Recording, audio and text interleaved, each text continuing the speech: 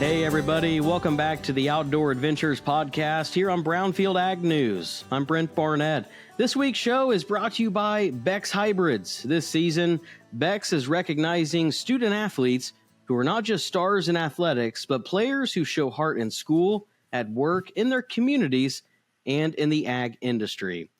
Joining me on this week's program is Ben Lau from Northern Iowa. Ben, thanks for being on the show. How are you doing today? Doing good. Doing real good.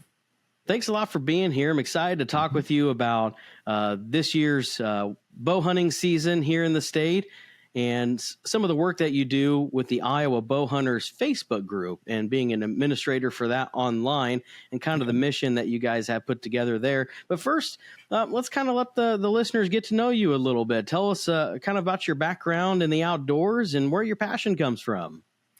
Yeah, well, I guess I've been in Iowa almost all my life. Native here. Grew up actually not doing much hunting, little pheasant hunting, but no deer hunting until I got through college. Had some friends that did a little deer hunting and got to enjoy the meat end of it and the food end of it, and kind of got me into the concept. And started hunting my own shotgun season. And my uncle was like, "Hey, try this bow and see what you think of that." So I said, "Oh, okay." Got hooked. So I got, but this was probably 15 years ago. And at that time, there wasn't a lot of outlets if you didn't know how to bow hunt or how to hunt at all to kind of figure out how to do it. So I was like, well, there's got to be some way that we can communicate on Facebook or get a group together and of people that do this. And so started this group and it grows seasonally. You get into deer season and it goes crazy. But now we're up over 30,000 members. The vast majority of them are within Iowa. We kind of originally the group was set up for us to be able to just kind of communicate about hunting and learn how to hunt and and teach other people how to hunt and that kind of stuff and how it works. But over time, it's evolved to kind of be its own animal. A lot of it is still teaching and instructional and how to track and how where you can find dogs, where a lot of people are down on some of that, and they'll give instruction on how to make good shots and how to. Though some of it's just communication, and a lot of it's stories and sharing success and cool things we saw.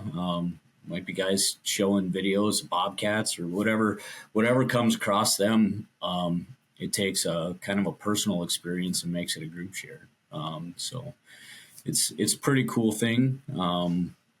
That kind of got me as I got into there and developed into there. I got in with the Trophy Bucks Iowa guys, good friends of mine, and the Iowa Bowhunters Association, and helping them out. I'm now on their board and work with them and as their treasurer. But that stuff kind of came as I got further into bow hunting and understanding it more, and kind of got more of a demand on myself, I would say, on leadership of where this needs to go, as a responsibility of taking the direction of bow hunting in the state. Kind of evolved amongst the groups and the different people that I was around, and what that needs to be down the road. So.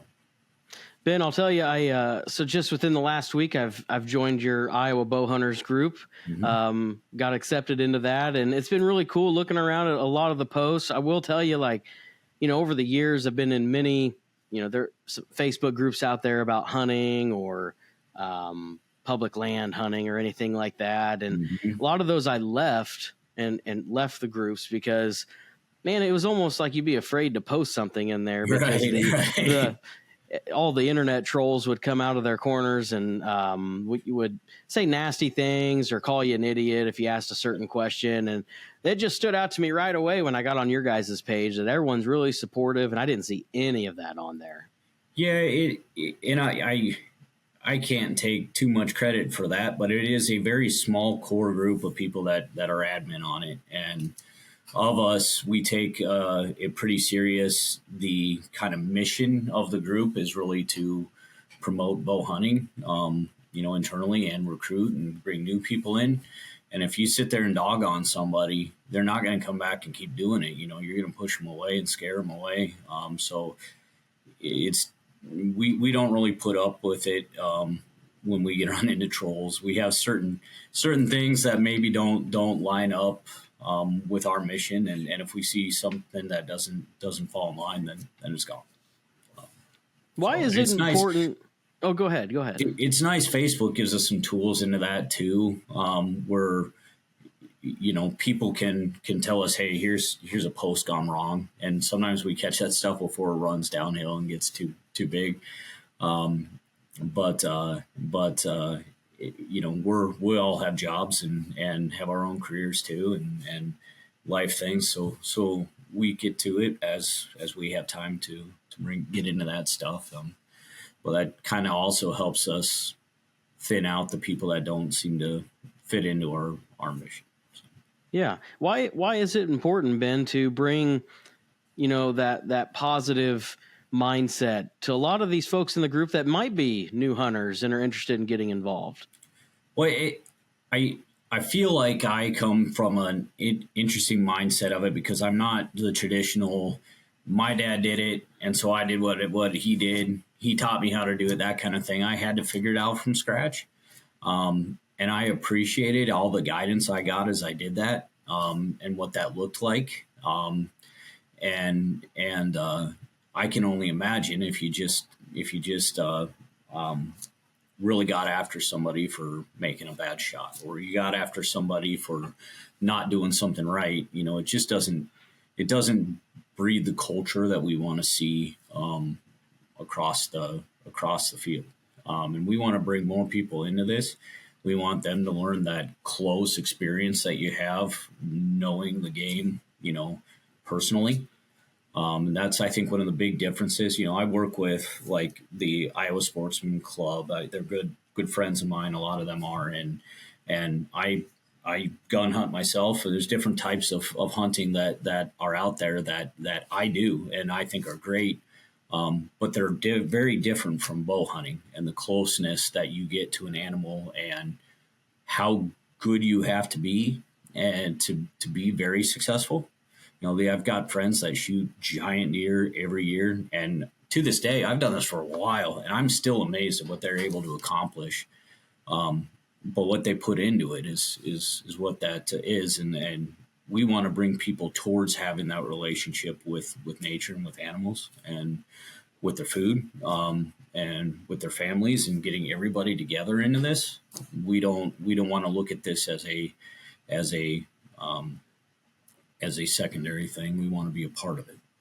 So, yeah, I will say within the, since I joined in the last week, I did publish my first post in the group. I killed a buck on November 3rd on some public land close to where I live. And I posted that picture, and I was just, humbled about all the nice things people were saying. I even got a direct message from someone who said, hey, I can kind of recognize from the photos where you're at. I hunt those same woods, and they said, just really happy for you that you were successful. That's awesome. You got a deer out of there. So yeah, it's interesting. Some of the deer, you get multiple people after the same deer. I saw, Rob Sands' deer that he shot was on there, and there were people commenting. There's gobs of people that knew that specific deer and were after that specific deer. You see things like somebody finding somebody set their bow down and forgot where they set it in the middle of the woods somewhere, or people want clarification on can I have my hunting blind left on public ground. And it's just interesting how local and how close it can be, and how many relationships people have developed out of the group. Personal ones. They may hunt the same grounds and learn, kind of like you, the same area, and then a lot of times they become personal friends. They may hunt together. They may say, hey, let's go scout and set stands together. And a lot of them are a post where they notice somebody else's stand now, and they're saying, hey, if this is your stand, let me know, and we can split share and where's out there and win, and make sure we're doing wins right, and doing things so that we're both successful, instead of somebody coming in and ruin out somebody else's time. So it's neat to see what we can do with that. Yeah, I love that camaraderie, and like sharing the tips, like you said, sharing the successful harvest photos. A post I saw recently that I was like, man, I've never seen anything like this before. Someone had walked into a public zone, and they posted a picture and put it on the page that said, hey, I was walking, through this area, and whoever shot this deer, I found it. Yeah. And there it was, laying there with a hole right behind the shoulder. Yep. And that was crazy. A lot. I've even used them finding bucks that I've seen where, we don't know if it's an EHD kill or if it's somebody's prize, a year ago or what it was. And, I think all of us are attached enough to what we're doing that we'd rather see other people be successful and wrap their tags than we would, try to take it for ourselves or to ignore things. It's kind of all one. It's a really neat culture, because it is all of us together. I mean, that's not to say that everybody's always that way, but it is all of us together, and kind of as one mindset towards it. So. I love the positivity in the group, and I know some could be hesitant in other groups that are out there to make posts or ask questions, because like we said, sometimes you get some negative feedback, but I truly haven't seen that in your guys' group, which is great. So I think, let's see, you're over 30,000, like you said, in members. How can people find it, and how do they get connected with you guys? Yeah, if you just search on Facebook for Iowa Bowhunters, it'll come up under groups. Like I said, I work with Iowa Bowhunters Association, also a great organization, and they have a page. So with pages, it's like being a person. It's outgoing information, and that technically is separate from this group. This group is a publicly shared thing that we admin, but I look at it as the state of Iowa's page and group, and so everybody can come on there and post anything appropriate. In terms of advertising, we allow anybody that's an Iowa-based company to advertise once a month. But the group isn't for any one individual to propagate themselves. So anything that is, in terms of self-propagation, we don't let through. But we love seeing people's harvest. We love seeing people's stories. We love seeing people interact, comment, and get involved. So Iowa Bowhunters on Facebook in your little search bar, and you should find us pretty quick. Awesome. Check them out there. Like you said, Iowa Bowhunters on Facebook. Ben, we have a couple minutes left here on this week's show. And as we wind down, I'd be happy to talk about how this season has gone. Do you have any updates on your bow hunting this year in the state? Yeah.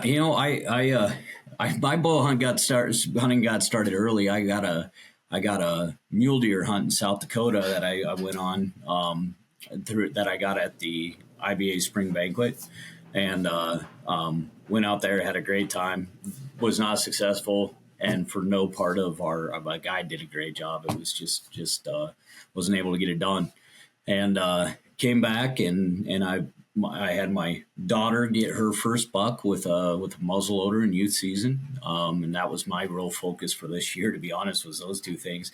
So now anything I do is gravy. So I'm just kind of out there, largely seeing what's out there. I've got a buck that I swear won't come on to camera, and I've been kind of chasing him, but I don't have anything particularly beyond that picked out. So I'm just kind of enjoying the time outdoors and time in the woods, as I'm able to break away. So I'm kind of a weekend warrior on it. I think a lot of the states kind of getting that way. But it's fun to get out and enjoy that time. We'll get to gun season here in about not even a month. So grinding down the rut. This is peak rut right now. Yeah.